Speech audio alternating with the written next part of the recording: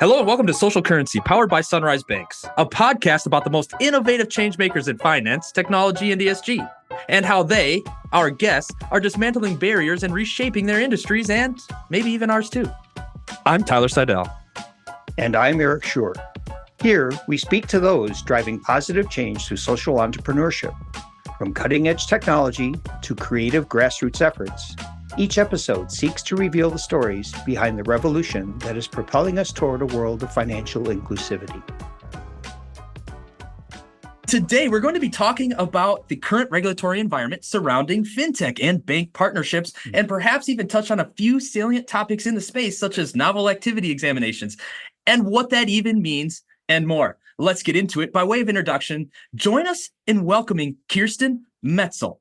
She is currently a consultant for numerous financial institution and service organizations. She has a background in risk management, banking as a service, fintechs, of course, and was a former regulator. She has spent time, that being more than a decade, at the Federal Reserve, worked on Wall Street, and was even a part of the U.S. Peace Corps. If you take the time to read her LinkedIn bio, it is a who's who's list of accomplishments. Kirsten, thank you for joining us today. We really appreciate it. Tyler just painted your career in broad brushstrokes. We'd love to hear about your career journey. How has your experience in the positions you've held positioned you to speak about bank and fintech partnerships? Well, first of all, thanks so much, guys, for having me here today. I love speaking on these topics, and I really enjoy having the opportunity to talk about the things that I'm facing every single day in this market. So when I think about my career at the Federal Reserve, I mostly worked in really large institutions. So the thing that appealed to me about going to the Fed was I was working in the financial crisis on Wall Street with Goldman Sachs, and I didn't understand everything that was happening in the markets. So when Goldman Sachs became a bank holding company, I walked across the street, walked into the Federal Reserve, and basically signed up to work there. So I walked in, didn't really understand a lot about the regulatory framework, but over the next few years was part of a group of people that were trying to implement Dodd-Frank. As you guys know, one of the small aspects of a little tag along with Dodd-Frank was this interchange piece that got passed with the Durbin Amendment. And that ended up impacting a lot of the things that we're seeing in fintech and a lot of the activity that's happening, to use Mike Sue's comments, outside of the regulatory perimeter. So while I was within the regulatory agency, one of the many things that I did was I participated in third-party risk management horizontals. So I looked at practices all across the United States for the largest institutions and how they adopted the interagency guidance that came out in 2013. So in 2013, there was this, they didn't call it vendor risk management. It was an outsourcing SR letter. And we looked at, well, how are the large institutions implementing that? And so over the time while I was at the Fed, I got very, very familiar with various practices of overseeing diligence, for third parties. And then one of the other things I was exposed to, because I worked in the San Francisco office, I was on the supervision committee for the 12th district. And a few of the institutions in the 12th district were doing these, what we're now calling novel activities. I got to see front and center, not only how are we as a system going to now regulate or examine these super large, complex, sophisticated institutions like JP Morgan or Citigroup, but also I was front and center with, oh my gosh, look at all this new activity happening in Silicon Valley. How are we going to examine this? How are we going to ensure the safety and soundness of our system and of our banks, given these types of activities that are happening in like Green Dot?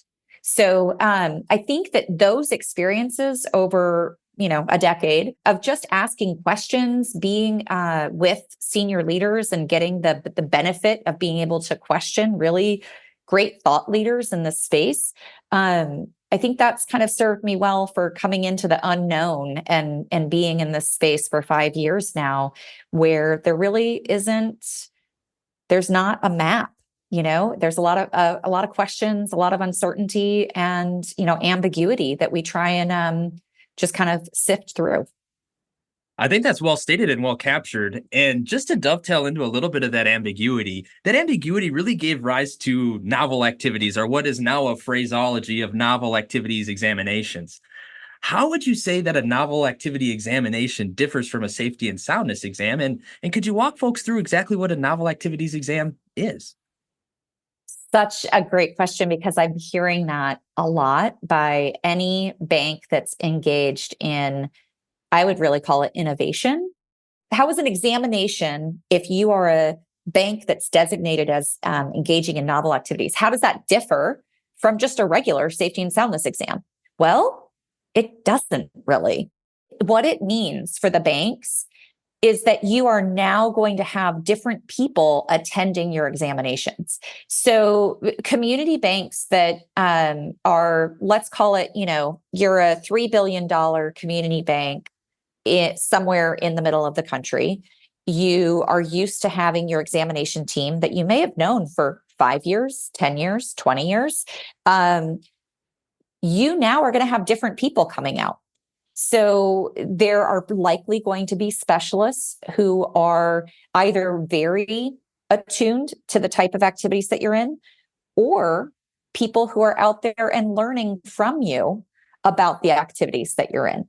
So one of the things that has been made pretty clear by the public comments, not necessarily by the guidance that's been issued. And by guidance, I mean interagency guidance, FFIEC guidance, bulletins from the OCC or SR letters from the Fed. One of the things that has been made clear, not from that, but from speeches, from publicly released remarks of people within the agencies, is that the agencies are catching up to what these activities are. They are very aware of things like Web3, crypto and gaming, and the partnership arrangements. And they are creating a cross-functional team within the agency, and specifically right now, I'm speaking of the Federal Reserve, to then be able to layer on top of the community bank examiners who come out and conduct the safety and soundness exams, your compliance exam, your BSA exam. So really no difference in ratings. You're still going to be subject to the same type of report of examination, but the people that are coming out are different. And then there's more stuff happening, in my opinion. This is, my vocabulary, not the agency's. There's the Wizard of Oz kind of thing going on, where you've got a curtain, you've got some people behind the curtain that are engaged in determining what's communicated in your ROE. So thank you for that. We've heard from a couple of banks, at least I've had some conversation with a couple of banks that have recently gone through these, and it feels as though those expanded teams are learning how to work with each other and engage with the financial institutions. So in some respect, while they're following a playbook, they're also amending it a little bit to make sure that they're being comprehensive and providing the right level of examination to the various financial institutions. Are you hearing any key takeaways from regulators or banks who have participated in recent novel activities exams that you can share? Yeah, I've had some conversations with banks that have been designated as banks engaged in novel activities. Some of those have gone through their examination. And, to be fair, I want to say no one is revealing any confidential supervisory information to me. I want to be fair to all of those banks that have had these discussions. But what I'm gleaning from the commentary that I'm hearing is that there definitely are procedures. There are examination procedures that have been developed internally. Have I seen those? No. Have the banks felt those? Yes. Have those been published? Not to my awareness. So, and that differs from if you go through an ALLL examination, so like right now, Some banks are still going through their early adoption of CECL, not early adoption, but they've implemented CECL for their ALLL, and they are going through their safety and soundness exam for credit and looking at the ALLL methodology. Those procedures are available to people. So if you're a bank and you're going to walk into a meeting with an examiner, you're pretty clear on what you're examined against and what the benchmark is. Now, when you look at the novel activity supervision program, it's more ambiguous. And I think that's because there's a range of activities out there. So, you may say that, well, if you're in a partnership arrangement, that by definition or by default puts you into a novel activities program or supervision program. But there's lots of different types of partnership arrangements, right? So what we're learning today, this week, we've had lots of stuff on LinkedIn posts and in blog posts and in articles coming out about the difference between going direct with a partner versus using some type of middleware or technology layer in between the partner and the bank. So even the way that you conduct those novel activities are different. And I think because of that, there is no crystallized examination protocol for the Federal Reserve conducting these novel activities reviews. So what am I hearing of banks that have come out of these? I'm hearing it kind of goes back to this concept of there are some specialists who have been out there and involved in these banks that were early players. They have been exposed to leadership at the banks who may have had really good internal controls, risk programs, BSA programs, governance over the partnerships, and those people are training some of the other specialists in the novel activities programs. So you're having kind of it's a bespoke outcome at each bank because it depends on who the examiners are that are coming out and how experienced they are. I think that's well captured. Simply because when you say there's a different maybe market manifestations, because operationally there's a lot of way you could deliver a value proposition or a fulfillment proposition to the market. And so when an examiner is entering an institution, it's not always going to be a one for one because people are taking a different approach to accommodate some of those market dynamics. So I do think that provides a lot of interesting context or color contrast, perhaps, for the novel activity examiners, as well as the bank going through that examination. It also feels, and perhaps you could expound on this a little bit, it also feels as if that shifting expectation now isn't just related to asset size, but rather could be related to volume as well as institutional complexity. How do you determine kind of your asset size equivalency, if you will? And what are your thoughts on that? This is something I've thought a lot about, and I have actually been misinterpreted in the past. So I'm glad that we're talking about it because it'd be great to get my view out there and see if I can articulate it better today than I have in the past. So a phrase that I've been trying to use is that complexity has been divorced from asset size. So in the past, there was supervisory programs, and even what I was referring to earlier, the ratings, so you might be under a different ratings paradigm if you were a certain size of an institution, if you had a certain type of complexity due to the size. So in the past, we had thresholds of asset size that would be, 10 billion. At one point, it was 50 billion. At one point, it was 250 billion. And so at each inflection point or at each hurdle, as the bank grew larger in asset size, they would get more resources dedicated to them from the various agencies or from their PFR, their primary federal regulator. What we're seeing now is that it doesn't mean that just because you're a $3 billion community bank that is headquartered in Kansas, that you will be subject to a community bank exam. So in the past, large complex organizations had a dedicated team assigned to them. And so somebody like me, when I entered the Federal Reserve, I was dedicated to a large financial institution, $2 trillion institution. We sat out at the institution.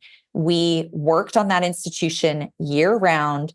There was one institution I worked on for 6 years. I was dedicated. It didn't mean I didn't do other things, but I sat at that institution. I knew it inside and out, and I knew all the different business lines and the executives. Community banks typically have been subject to, let's call it a 12-month exam cycle for safety and soundness, or they might be on a 18-month exam cycle. And that was because they didn't have a systemic risk to the financial system. It was because the PFR had designated that the risk to the system, the risk to the district, the pace of development, the pace of innovation at that institution was slow enough that it wasn't going to go off the rails if there wasn't a dedicated team that was out there day in and day out. Now, what's interesting is that with the advent of Dodd-Frank and Durbin Amendment and having all of these activities happen in I don't want to say non-regulated entities. I hate it when people say that because they are regulated. The FTC regulates these institutions that are non-bank entities. They are regulated. But because there are institutions that, small community banks in the sense of $3 billion headquartered in Kansas that may have 10 different non-bank partners that they're working with. And some of those non-bank partners might have 3 million, 5 million, 10 million US consumers. Whereas a normal community bank that's 3 billion in asset size might have a couple 100,000 end users or, account holders. By virtue of that complexity, that there are very large non-bank entities that are using that small asset size bank's charter to deliver financial products and services to the US market. By virtue of that, it signals that they're more complex. The asset size doesn't matter. It's the complexity of the business model that the bank has engaged in. And often there's transactions. I mean, I've seen some banks, very small banks, less than $5 billion in asset size, that rival large, multinational institutions in terms of ACH volumes. So that is why asset size no longer signals complexity. That is why institutions, even if they're only $3 billion in asset size, may require an enterprise risk management, ERM, enterprise risk management framework that is more like a $15 billion bank or a $25 billion bank. So I hope I answered it better this time than I have in the past publicly.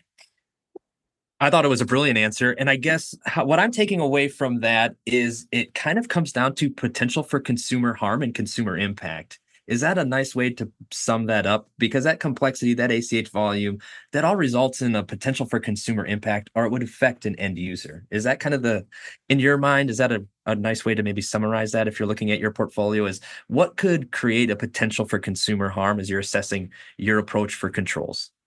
Okay, so that's one angle to look at it, because what you just talked about is what I call UDAP with a double A. There's consumer protection. There's UDAP with a double A is focused on the consumers. But the thing is, a lot of these programs may just be business, right? And so even the ones that are just focused on businesses also may create complexity. And so it's not just about consumer harm, although I think that is absolutely one of the elements that should be in a risk assessment. So in any of these partnership arrangements, I take that guidance that I talked about that had come out in 2013. There's refreshed guidance that has come out in 2023. There's now in May of 2024, a handbook that's come out to help even further promulgate these interpretations or this guidance into execution. I think about it as there are these third parties. If they're operating on your charter, they are critical. By definition, those are critical. So then you have to look at it as, what type of risk assessment should I be doing? And I look at the full suite of risks. So OCC has 7 risks that they use in their framework or paradigm. I add a few more to that. But then I create a risk assessment and I ask questions like this. Does this partnership arrangement serve consumers? What is the potential for consumer harm? What could go wrong? So that's one element of it. But a whole other element of it might not have to do with consumers. It might be that you blow up the bank because you've allowed your partner to send a wire on FedWire and you don't have limits around it. So that has nothing to do with consumer harm. That's some people have heard me say liquidity trumps capital any day. And that's a liquidity risk to the bank right there. So it could be nothing to do with consumer harm. It could just be harm. So, Kirsten, as I hear you talk about this, I think about a retail bank. You talked about the prototypical $3 billion bank that sits in the middle of the country and has no novel activities. From a consumer experience perspective, they control all aspects of the consumer experience, from the location of their branch to the decor to the products and services. It's assumed that there's some sort of a customer base that is over the institutions is correlated with the asset size. So you have an exam that's old school exam, if you will, or the traditional exam. The BAS banks, the partnerships we're talking about, the banks that are in novel activities, are expanding that user experience to extend it to partners. So the bank has to control and oversee that experience from soup to nuts, just as they would if they control that experience totally. From a product side, it sounds as though you're saying that these partnerships can and encourage banks to go into new products and services, and the banks themselves have to be eyes wide open to all the implications of introducing what may seem an innocuous product extension, but to be actually very aware of what all the implications are. So have a more systemic approach to product development, if you will. Right. So a few things that I'm thinking about with that, I'm going to tease this out of your question. So one is, when I talk about a $3 billion community bank in the middle of the country that wouldn't have novel activities, what's fascinating to me is I typically think of those not as consumer banks. I think of those more as commercial banks. So a lot of the middle of the country banks that I am aware of that are not involved in, let's call it innovation, fintech, partnership arrangements or Web3 kind of stuff. Not that those are the same thing. I mean, not involved in these novel activities per defined by the Federal Reserve. A lot of times the deposit relationships are driven by lending relationships. So there's a link there between a geographic footprint where you garner the deposits from the businesses that you're also going back and lending to. So first I would say, like, some of the products and features that I see from a traditional or legacy community bank help develop our US economic system. So I want to just put that out there too, that I am a huge proponent of community banks, of banks being all across the United States that understand the local context, the local needs, and develop products and services to meet those local needs. Having said that, I am also a strong proponent of innovation and creating new ways to bring those products and services to those local communities. So going back to your question, Eric, when I think about the products that are being brought to market, these, and going back to the conversation of asset size divorcing from complexity of the institution, when you think of a typical $1 billion community bank, $2 billion, there's typically not an enterprise risk management framework. There's typically not a new products and services committee, because if you've been focused on your local market, and that is, a pretty established industry. You might have, 8 different industries in your geographic footprint. You're probably not iterating on bringing new products to market to the point where you need to have a new products and services governance committee at your management meetings. But if you are serving 3 partners, 5 partners, 8 partners who are very quick moving and are bringing new products to market, quarterly, and they have a product roadmap going out 3 years, bringing new things to market, that's when you have to, as the bank, think, asset size divorced from complexity. We're going to up level our governance structure, and we are going to create, whether you want to call it a new products and services management committee or something else, you're going to create a cross-functional leadership team that is going to be looking at those products and services that you're bringing to market through these channel partners. And you're going to start risk assessing those as if you're a much more sophisticated, complex financial institution. Sure. No, that makes sense. Yeah, shifting gears just a little bit, you work with community-based financials, and I know you help them prepare for all types of exams. What do you recommend for a bank that has gotten notice that they're entering into their first novel activities exam? We talked a little bit about having a broader, more subject matter expertise, a deeper set of knowledge from the examiners walking in, a larger team. Are there any tips and tricks you would offer up to banks who are looking to prepare for their first novel activities exam? Yes. So first, I think any bank that is engaging in innovation and bringing innovative, novel products and services to market should not do it alone. I think there's a lot of lessons that have been learned out there, and, get help, get other people out there, join consortiums. I know Sunrise Banks is part of a consortium. You guys share your lessons learned with other banks that are getting into the interesting products. Those banks share lessons learned with you. So the first thing that I would say is make sure that you have, and I'm not saying this in a gratuitous way, but make sure you have advisors around you that you can kind of just talk to and be unabashedly vulnerable with them and say, we know this, but we don't know what we don't know.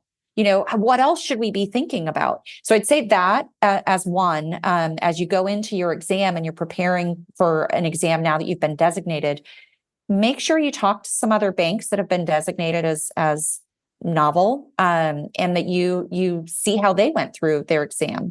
The other things that I typically talk about is communications.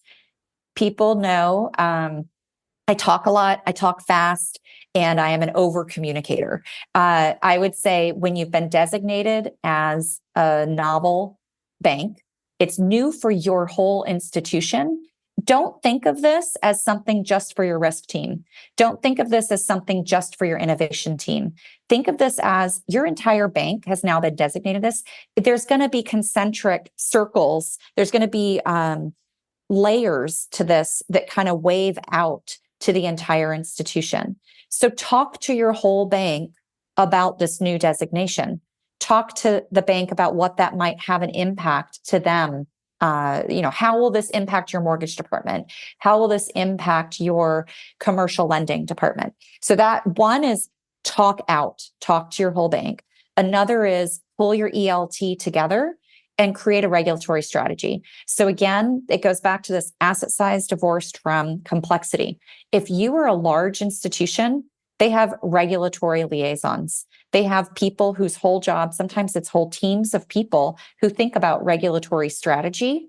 And in this case, I would say it's kind of the same. You want to have some type of understanding from the bank side of how to engage with your agencies, when to share information, how much to share, when you're asking for a non-object versus you're just informing them.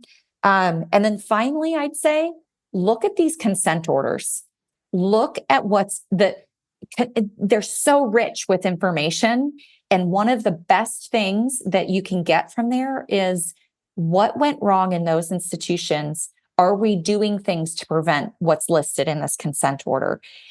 Something that's in there is board training. So going back to talking about communication, you talk out to your whole bank, you pull a group of ELT, executive leadership team members together, you talk about the novel activity designation, you have a regulatory strategy, and then you talk up, you train your board, you have a training around what does novel activities mean?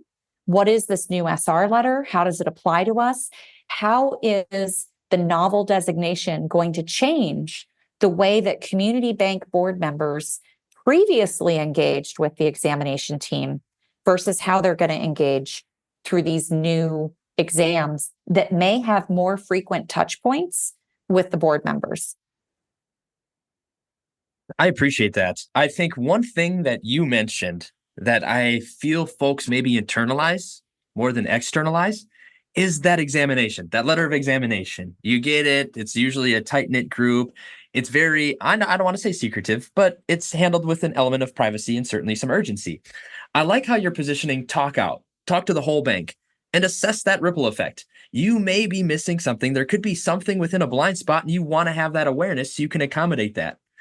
And what you mentioned is you kind of start in that with the people. When you have the right people, the processes and technologies seem to fall into place. And I think we know a lot of what we're seeing right now by way of enforcement actions is because the product, our product set, has, and I'm going to perhaps use your words, iterated itself outside of that regulatory perimeter. It moved into a gray space. You having been a regulator, is it possible for regulators to move at the speed of the market and innovation? Could you color in perhaps your perspective surrounding that? So, I've thought a lot about this recently because when I joined the Federal Reserve, I never thought I would stay for over a decade. And yet it was such an interesting time to be there that every time I thought about leaving, there was some other new great challenge that came up. Now, over 10 years that I was there, one of the things that I went in to learn was about why these banks failed. And is there such a thing as too big to fail? And in the 10 years that I was there, I don't believe, in my humble opinion, that all aspects of that question have been resolved. So I'll give you an example. Was capital fixed? Yes. Were resolution plans fixed? Probably not. There was good movement on liquidity. There was good movement on capital. This whole idea of if something's really large and complex and $2 trillion and has tentacles all around the world, can we allow it to fail? And if it is going to fail, do we know how to orderly resolve it? I don't think that was ever fixed the whole time I was there. So going back to your question, even in a sense of where the whole world was watching the US economic system and we knew that this is a problem we have to fix, we had a lot of bright minds focused on it. In the 10 years I was there, it didn't get, in my opinion, was not fixed. It didn't get fixed. So now go back to your question of, can agencies move quickly enough to stay abreast of all of the changes that are happening in the market? I'm going to humbly state that I don't think that that is possible. And I'm going to caveat that with, I don't know if it needs to be possible. Because if we have a regulatory framework that is principles based, that can be flexible enough to allow the boots on the ground, the examiners that are out there interacting with the institutions, whether it's day to day, every 6 months, every year. I think there's that flexibility afforded that they can apply principles to ensure safety, soundness, fairness in the financial system. So I don't think you want the same personality in an examination role as you want out there developing products and services and creating innovation. I don't think that will serve the country well. What you want is a person that might move slower, might be reticent to change, might surface all of the problems that might happen and will apply principles to ensure that those products are brought to market in a safe, sound, and fair way. I thought that was brilliant. Principles, philosophies, almost approximate things like the golden rule, or as long as ye harm none, do what ye will. I think that that's a brilliant take on it. Certainly fantastic context. So with that, Kirsten, when you're not being a thought leader and driving innovation in the financial technology space, what do you spend your free time doing? What is your passion? So I moved to Indiana 2 years ago. And one of the reasons I moved here was I researched, as any good an analyst would do, I researched where is the absolute best place to raise a child. So, when I looked at going to grad school, I researched all the different grad programs. I ended up at Columbia for business school and international affairs, and threw in a third program just to boot because they were good at that stuff, right? And then, when I looked at where to work after grad school, I went to work at Goldman Sachs and financial institutions M&A because that was like the best thing, right? When I want to work in Silicon Valley, I went to Silicon Valley and worked for tech startups. When I had a kid on my own as a solo mom, I said, you know what? I got to start thinking about where I can raise this kid in a place that he's going to have like an idyllic upbringing. So what do I do in my free time? I live on a cul-de-sac. And we all kind of sit out there. We bring our camping chairs and we just sit out there and the kids go nuts. And it is like 1950s, neighborhood that is so fun. There's a guy down the street who still feeds the fish. We have like a little pond here. And every night, Tony Sr. goes out there and feeds the fish. Noah likes to go down there and feed the fish with him. That's basically, my life is like a very, Indiana, suburban, not at all Silicon Valley or New York high finance. That's my life these days. Oh my goodness, you took me right back to my days, and of course you have to be home when the streetlights come on, right? That was the number one source of my grounding for many, many years. I just couldn't get home in time. Kirsten, we really appreciate you taking the time to talk to us today. Thank you so much for sharing your insights, your thoughts with our listeners. Thank you guys for having me. This was really fun. And that engaging dialogue was powered by Sunrise Banks, member FDIC. Thanks for listening to the Social Currency Podcast by Sunrise Banks. If you've enjoyed this episode and you'd like to help support the podcast, click like and subscribe anywhere you get your podcast content. We'll see you soon.